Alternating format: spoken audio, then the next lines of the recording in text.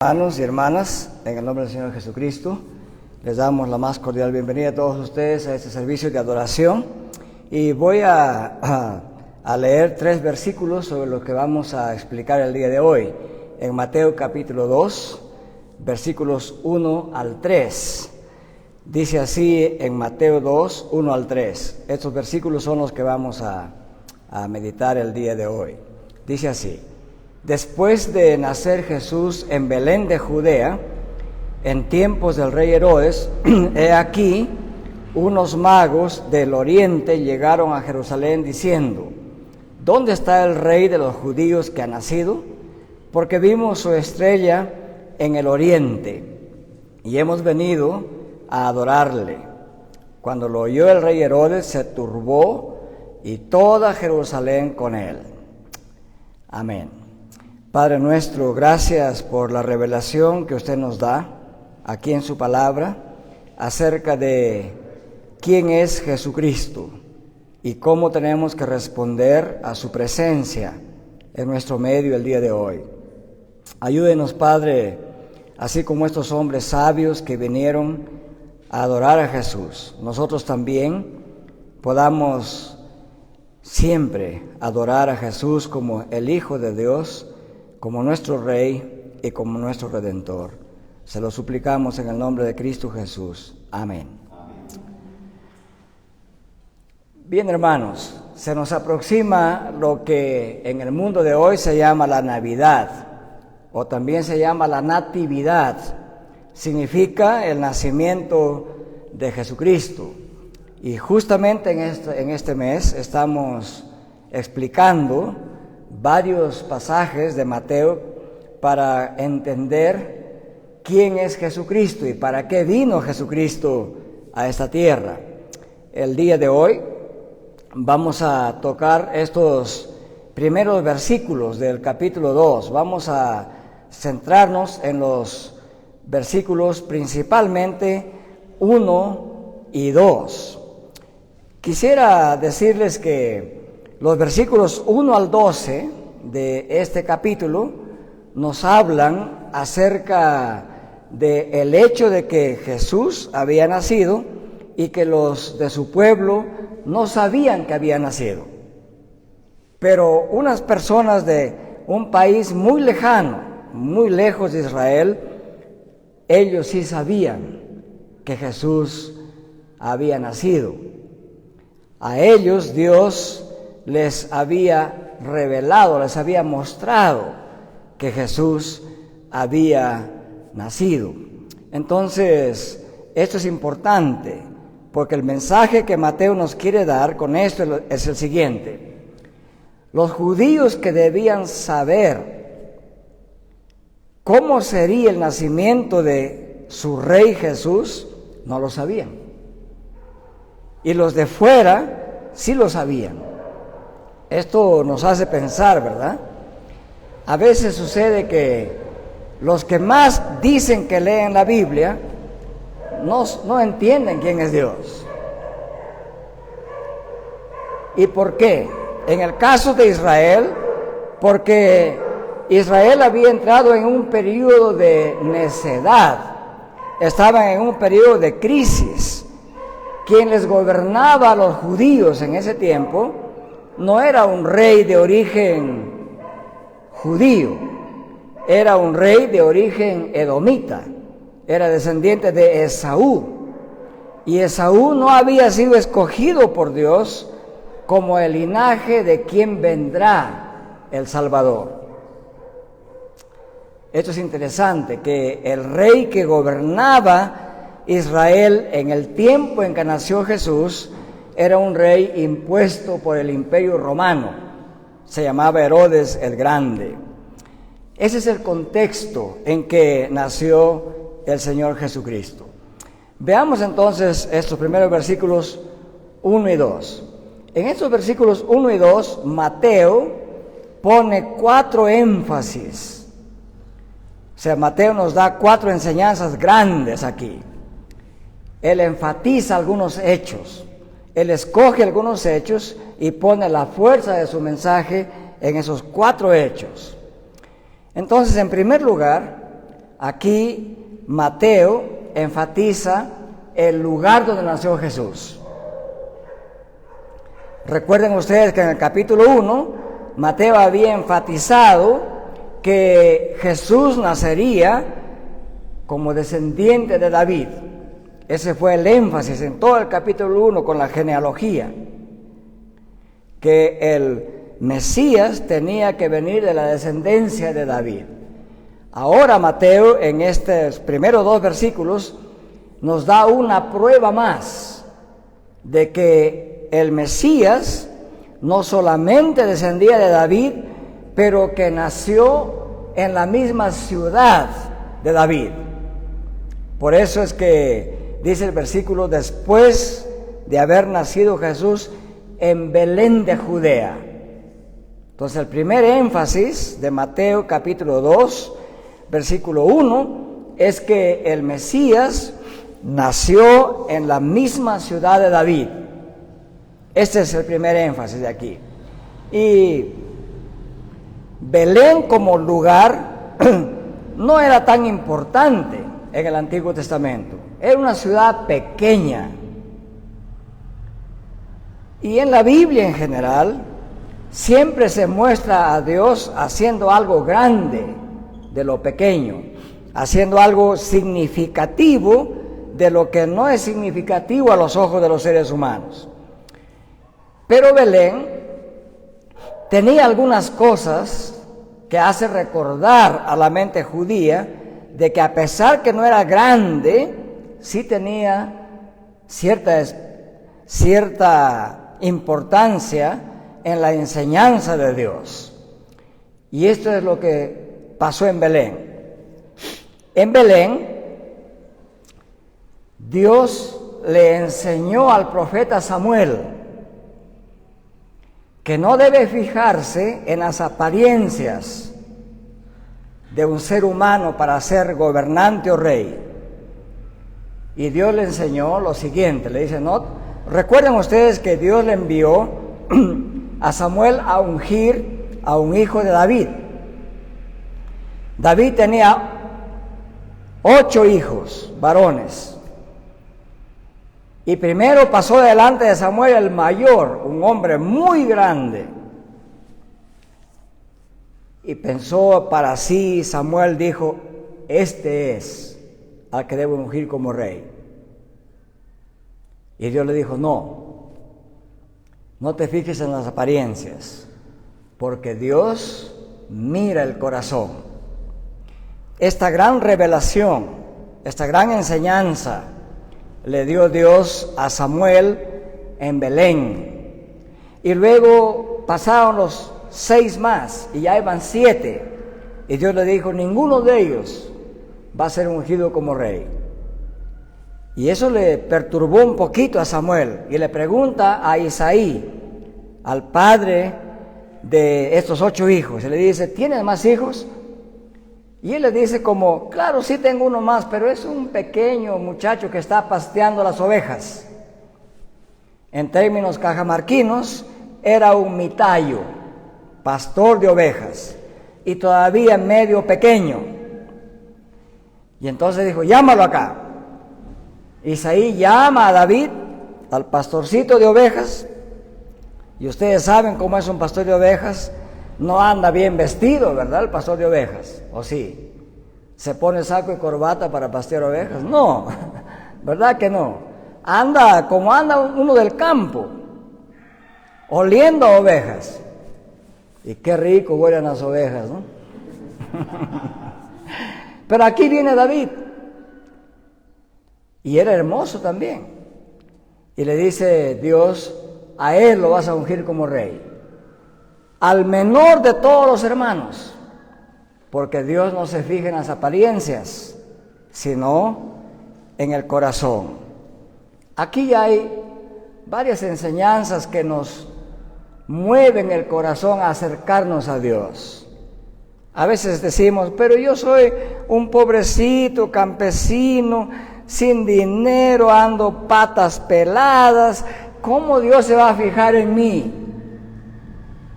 Recuerde esto, Dios no mira las apariencias, Dios mira el corazón. De manera que cada uno de nosotros tampoco debe mirar sus apariencias. Debe saber cómo está su corazón delante de Dios. Ahora quiero aclarar algo. Esto no significa que no seamos aseados, no significa que no nos bañemos, que andemos de la peor manera. No significa eso. Pero significa que lo más importante en la vida no es la vestimenta. Lo más importante en la vida es cómo está nuestra relación con Dios. Eso es bien importante. Y digo esto porque los seres humanos no ponemos importancia en nuestra relación con Dios, ¿verdad? Nuestra relación con Dios la dejamos al final de todas las cosas. Los seres humanos nos fijamos en las apariencias. Gastamos tiempo en nuestra apariencia para vernos bien. Algunas personas gastan horas en arreglarse para aparecer bien. Eso no está mal en sí mismo, pero sí estaría mal si eso es más importante que su relación con Dios. ¿Cuánto tiempo gastamos en el día en nuestra relación con Dios? Varones, mujeres, jóvenes, ¿cuánto tiempo gastan en arreglarse? Supongamos que media hora, en lo más corto posible, a veces es más. He escuchado que algunos jóvenes y señoritas gastan más de 1 hora en arreglarse. Y se peinan, se despeinan, se miran las orejas, se van y se sientan, le preguntan al hermano o a la hermana cómo me veo. Y no se contentan y vuelven al espejo y en eso se va el tiempo. Media hora, 1 hora, hora y media. Está muy bien. Gaste 2 horas si quieren arreglarse, pero gaste también 2 horas en estar en relación con su Dios.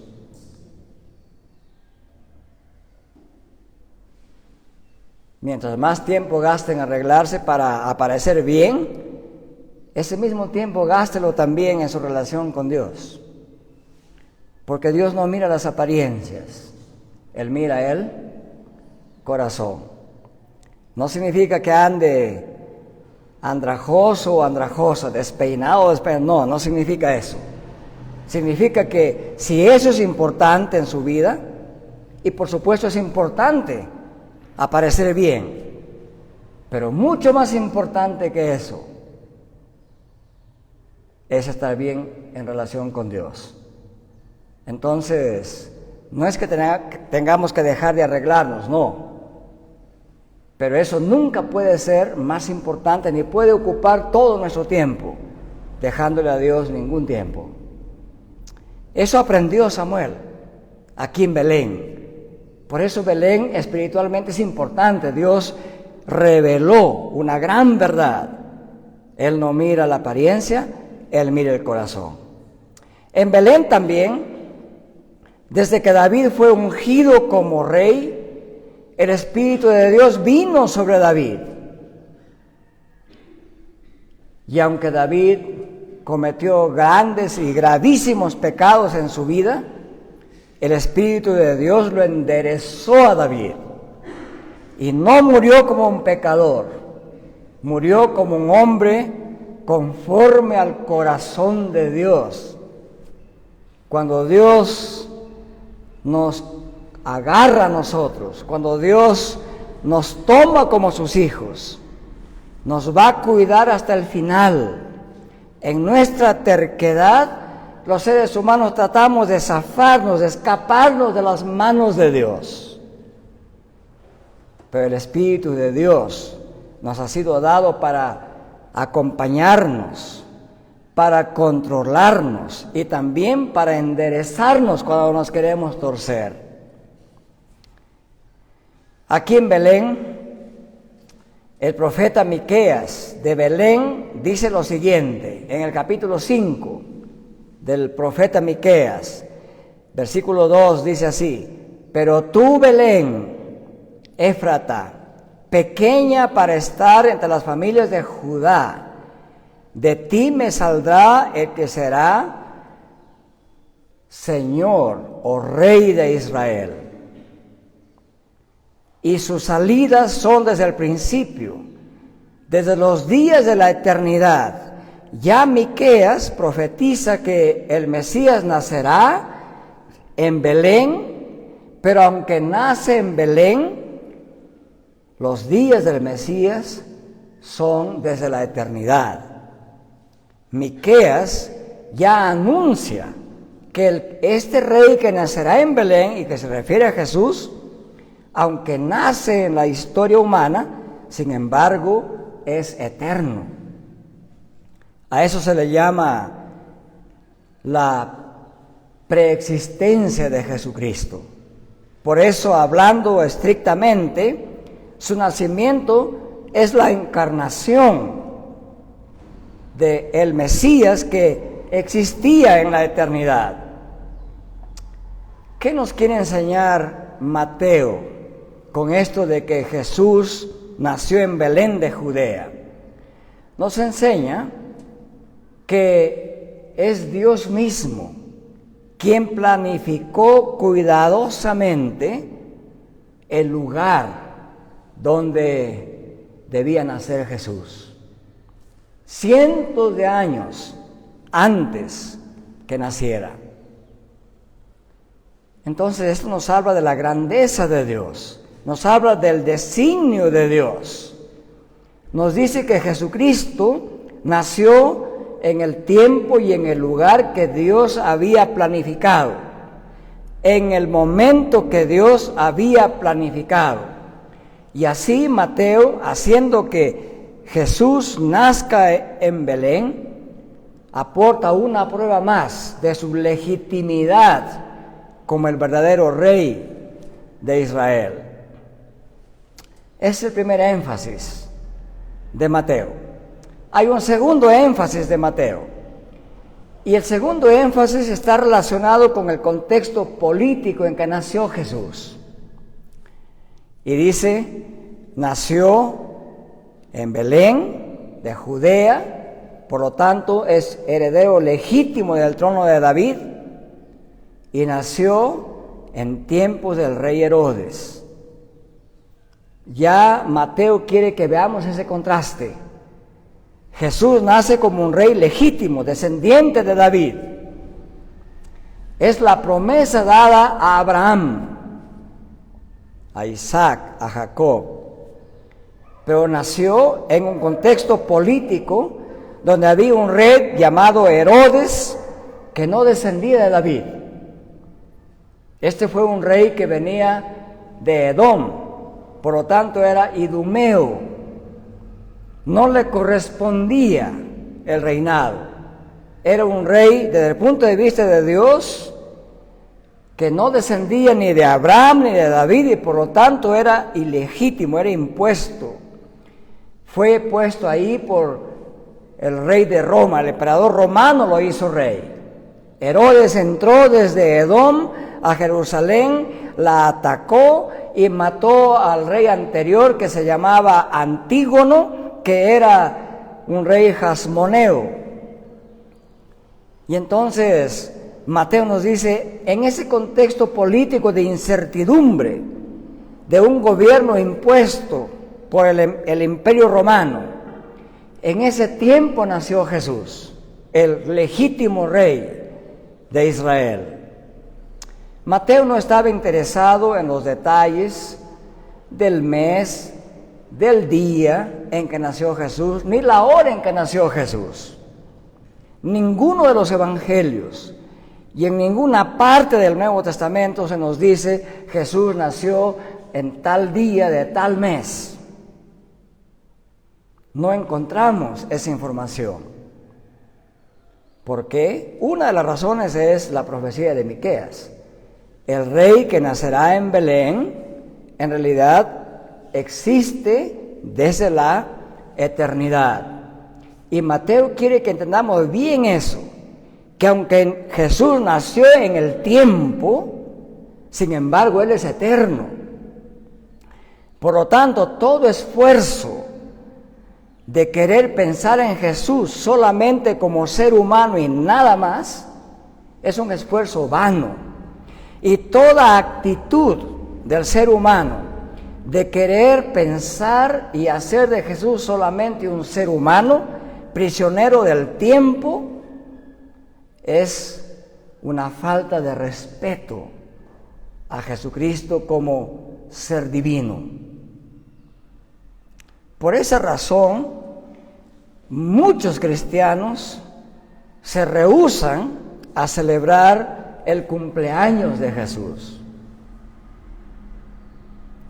Y ni Jesucristo mismo, ni sus apóstoles celebraron un cumpleaños de Jesús. Tampoco el Nuevo Testamento nos ha mandado a celebrarlo, porque lo hubiera dicho, ¿verdad? Esta era la oportunidad de Mateo decir: señores, en Belén de Judea, el 25 de diciembre del año 1, nació Jesús. Pero no lo dice. No quiere que tengamos una impresión errónea del Mesías. El Mesías no es un mero hombre. Es hijo de Dios, es eterno. Ese énfasis nos pone aquí, en tiempos del rey Herodes. No nos da el año, el mes, el día y hora específico del nacimiento de Cristo. No está interesado en esos detalles. Y lo ha dejado en la oscuridad. No sabemos la fecha. Entonces, el énfasis no está en la fecha precisa, sino en el contexto en que nació Jesús. En un contexto político de desesperanza, de opresión y de un rey que gobernaba Israel, que no era un rey descendiente de David. Eso nos quiere mostrar Mateo. En tiempo del rey Herodes. Se puede calcular. He estudiado 2 semanas este tema y hay cálculos interesantes para saber más o menos cuándo nació Jesús. Se puede aproximar uno a esa fecha. Pero este no es lo que le importa al Evangelio, porque lo hubiera dicho. Entonces, Mateo introduce un tercer énfasis. El énfasis de Mateo es que Jesús nació como el verdadero rey descendiente de David, en la ciudad de David, en tiempos de un rey que no era del linaje de David. Y por lo tanto estaba a punto de terminar la imposición y la ilegitimidad de Herodes. Y en efecto, poquito tiempo después que nació Jesús, murió Herodes. Sus hijos le sucedieron. Pero Mateo ya anuncia que en ese contexto de imposiciones y de ilegitimidad del gobierno sobre su pueblo, en ese contexto nació el Mesías. Y más, nació el Mesías en un tiempo donde el emperador de Roma se creía el dueño del mundo. Allí donde el emperador romano se creía el dueño del mundo, nació el Mesías que vino a dar libertad y a llamar hacia él mismo a naciones de todo el mundo para darles salvación. Por lo tanto, lo que Mateo quiere decir es lo siguiente: miren, hubo información que Jesús como rey verdadero había nacido. Su pueblo debía haberse puesto de pie y alegrarse y aclamar a Jesús como rey, pero no lo hizo. Esa es la nota que Mateo quiere que tomemos los creyentes. Nació el rey verdadero. Su pueblo debió alegrarse, gozarse, aclamarlo como rey, someterse a su reinado, pero no lo hizo. Y luego Mateo aquí introduce otro contraste, otro énfasis, y nos dice: como el pueblo de Dios no se puso de pie, no aclamó a Jesús como su rey, unos magos no israelitas del oriente vinieron a Jerusalén preguntando: ¿dónde está el rey de los judíos que ha nacido? Este es un contraste que a los creyentes nos tiene que doler el alma.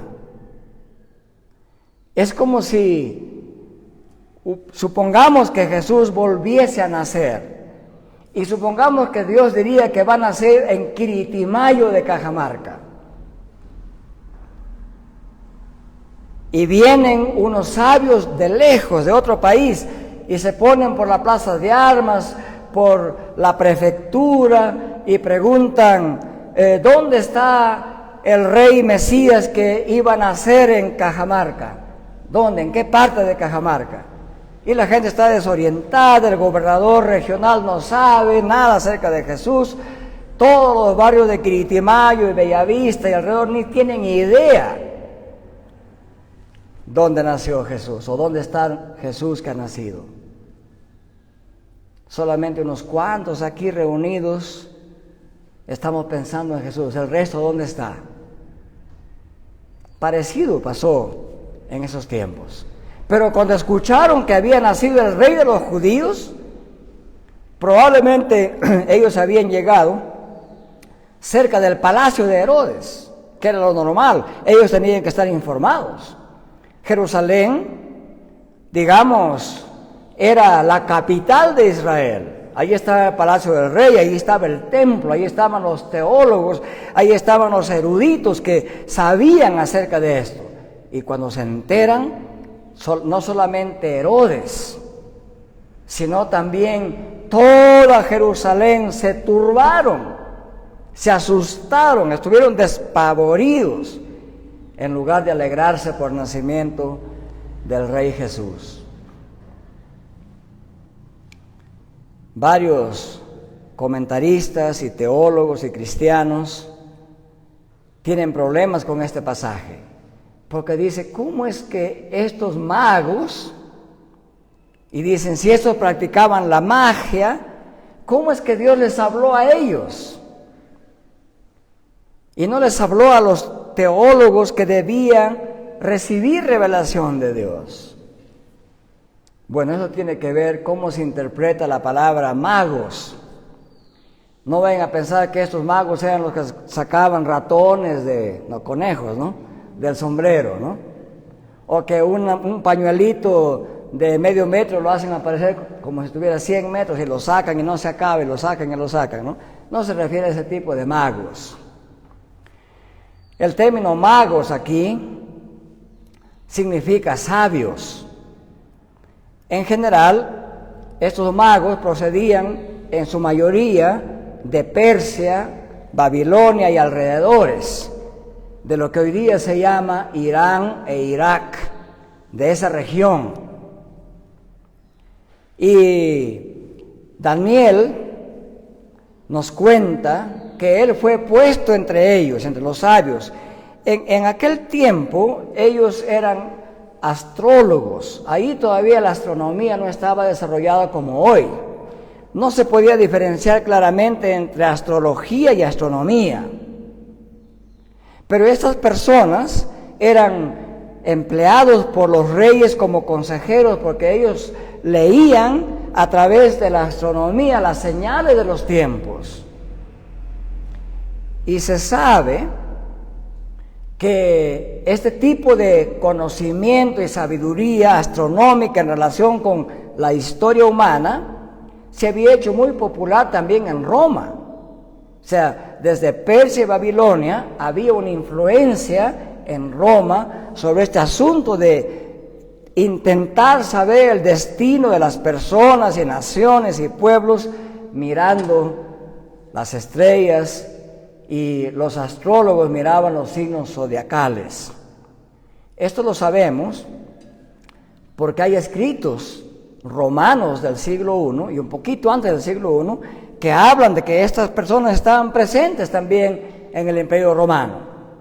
Hay una famosa obra de un escritor romano llamado Suetonio. Los que tienen interés en la historia pueden averiguar las obras de Suetonio. Él escribió una obra grande llamada La vida de los 12 Césares, o de los 12 emperadores romanos. Él habla que en la corte romana habían empleados sabios, magos del oriente. También otro autor llamado Juvenal escribe una obra que se llama Sátiras de Juvenal. Él se burlaba de esos magos. Y en realidad en el Imperio Romano habían emperadores que amaban a los magos y los tenían como consejeros, consultaban con ellos. Eso no es raro el día de hoy, ¿verdad? Ustedes recuerdan que dicen que el expresidente, el ingeniero Alberto Fujimori, tenía su bruja y se iba a la laguna de Huancabamba a hacerse baños para estar bien en el país. Algunos dicen también que el famoso expresidente don Martín Vizcarra también tenía su brujo de consejero. Y así podemos decir de varios presidentes que tienen supersticiones, etc. Pero el hecho es que en Roma había esta influencia. Algunos emperadores odiaban a los magos. Uno de ellos se llamaba Vespasiano, este emperador. Él no quería saber nada con los magos. Pero esta sabiduría, entre comillas, sabiduría oriental, no solamente estaba presente en Roma, también había influido en Israel de ese tiempo. Esto lo sabemos por unos comentarios de un gran maestro judío llamado el Rabí Hanina Bar Hama. Él nos habla de esas influencias. Y otro historiador muy famoso, israelita, llamado Flavio Josefo. O sea, los que estudian historia tienen que leer toda esta literatura porque es una literatura muy informativa. Flavio Josefo mismo hace un intento de correlacionar los diferentes elementos del templo con los signos del zodiaco. Y eso nos da a entender que esta sabiduría oriental había permeado la sociedad, no solamente israelita, sino también romana.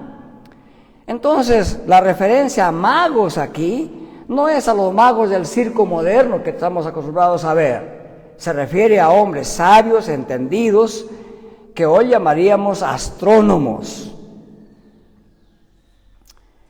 Ellos llegaron a Jerusalén entonces y se dieron con la sorpresa que alrededor del palacio no sabían del nacimiento de este rey. Entonces Herodes llama a los sacerdotes y les preguntan, ¿dónde tiene que nacer el Mesías? Le dicen, en Belén de Judea. Así dice la profecía de Miqueas. Y le dice a los magos, vayan, ubiquen el lugar donde nació el Mesías, porque yo también quiero ir a adorarle. Ya sabemos que eso era una falsedad o una mentira. Quería matarle a Jesús. Pero ¿cuál es el cuarto énfasis aquí de Mateo? El cuarto énfasis de Mateo lo pone así: que Jesús no solamente es el rey prometido a David y a Israel, sino que es un rey divino, que ha venido a la tierra para establecer un dominio y reinar sobre este reino como rey divino, y que por lo tanto Jesús como rey divino debe ser adorado. Ese es el énfasis de Mateo. Por eso es que los magos dicen, hemos venido para adorarle. Solamente tenemos que decir que se debió a la misericordia de Dios, que Él decidió revelar a estos sabios del oriente a través de la estrella del Mesías, para que ellos, impulsados por Dios, anuncien a Israel, unos extranjeros usados por Dios para anunciar a Israel que ha nacido el Mesías y que merece ser adorado. Ese es el mensaje de Mateo. El Mesías merece ser adorado. Nosotros, queridos hermanos, el día de hoy sabemos mucho más acerca del Mesías que lo que sabían los judíos cuando Él nació. ¿Sí o no? Hoy sabemos, o debiéramos saber más. Hoy sabemos por esta información que Jesús nació como Rey, que es divino y que debe ser adorado. ¿Es ese el énfasis que le damos a las celebraciones del nacimiento de Jesucristo hoy? Díganme ustedes. Cada vez que se acerca la Navidad, estamos pensando en adorar al Mesías como estos sabios lo estaban haciendo. El término adorar aquí es un término bien ilustrativo. Significa inclinarse, ponerse de rodillas y luego poner el rostro a tierra en señal de homenaje, de honor y de respeto a este Rey divino Jesucristo. Eso significa adorarle, rendirle honor, homenaje, como supremo, como Rey divino, y en este caso como Redentor. Y pregunto de nuevo, ¿cuál es nuestra actitud frente al hecho de que Jesús ha nacido en este mundo? ¿Nos comportaremos como necios, ignorando la verdadera naturaleza divina de Cristo y tratándolo simplemente como si fuera un ser humano, solamente que fue muy religioso y moral? ¿Trataremos a Jesús como un muñeco y lo pondremos en una cueva? Y en la cueva le pondremos ratones, elefantes, jirafas, burritos, vaquitas, etc. Y le pondremos lucecitas de colores. Y luego pondremos junto a la cueva unos arbolitos de Navidad con un montón de pelotas de diferentes colores. Así trataremos al Rey de Reyes, Señor de Señores. Intentaremos manipular a nuestro Redentor. ¿Cuál será nuestra actitud? ¿Será la de los sabios del Oriente o la actitud de los necios de Jerusalén? ¿Lo seguiremos tratando a Jesús solamente como un motivo para reunirnos como familia y comer pavo y tomar chocolate y panetón y empanzarse a medianoche? ¿Qué piensan? Ahora, quiero aclarar algo. Con esto no quiero decir que la familia no debe reunirse. No quiero decir que no deben comer lo mejor que puedan. Todo eso está muy bien. Pero no puede ser lo único que tenemos que hacer. Eso solamente puede ser un medio para tener comunión familiar. Lo importante en esas fechas es recordar a Jesús como nuestro Redentor y Salvador y adorarle a Él. Eso tenemos que hacer sin dejar de alimentarse bien, sin dejar de tener comunión como familia. Pero lo que no debemos ni podemos hacer es solamente usar esas fechas para concentrarnos en nosotros mismos, en nuestros propios estómagos, dejando de lado la adoración a Jesucristo. Yo espero que esto quede claro. No se está prohibiendo que nos reunamos, no se prohíbe que comamos, que bebamos, que nos saciemos. En la Biblia se enseña bastante que el Hijo de Dios tiene que aprender a comer bien de la obra de sus manos, que nos saciemos en aquello por lo cual hemos trabajado, pero que eso sea como una gratitud a nuestro Salvador, en una actitud de adoración a Él. Eso hace la diferencia entre un banquete cristiano y un banquete de necios. Deberemos rendirnos ante Jesús y adorarle como Hijo de Dios, como nuestro Rey, Redentor y Salvador. Claro, eso es lo que tenemos que hacer. Los magos dijeron, hemos venido guiados por su estrella para adorarle. No nos dice los detalles de esa estrella, lo deja en oscuro eso. Muchos se hacen esa pregunta, ¿y cuál fue la estrella? ¿Fue el Sol? ¿Fue Júpiter? ¿Fue Saturno? ¿Qué fue? Bueno, ninguno de esos pudo ser. Imagínense ustedes Saturno posándose sobre el pesebre en Belén. Ni todo Israel podría contener a Saturno, ni todo el planeta Tierra. Saturno es muy grande. Si hubiera descendido Saturno, hubiera desbaratado toda la Tierra en segundos.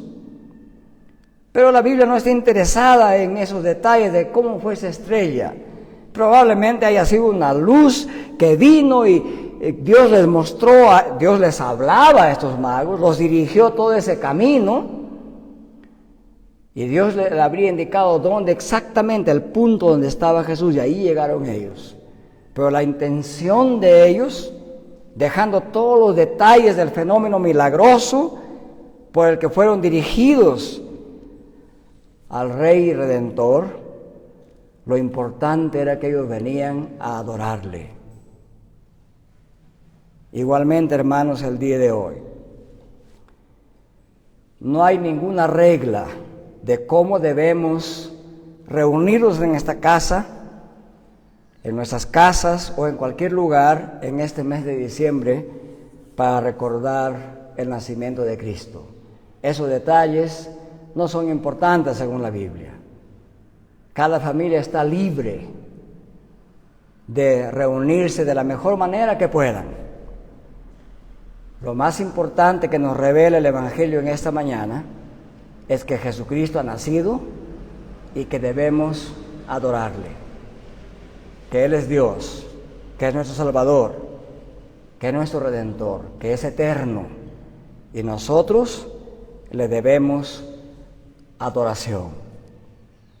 Y si nos vamos a reunir, ya sea como familia o como amigos, nuestra intención tiene que ser la de los sabios del Oriente. Nos reunimos para adorar a Jesús. Hagamos lo mejor que podamos en estas fechas para que nuestro corazón, nuestra mente, nuestra alma, todo nuestro ser, adoremos a Jesús. Reunámonos de la mejor manera.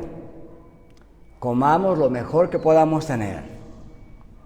Saciémonos por lo que hemos trabajado durante este tiempo, sin descuidar que tenemos que adorar a Jesús. Que el Señor bendiga esta corta meditación.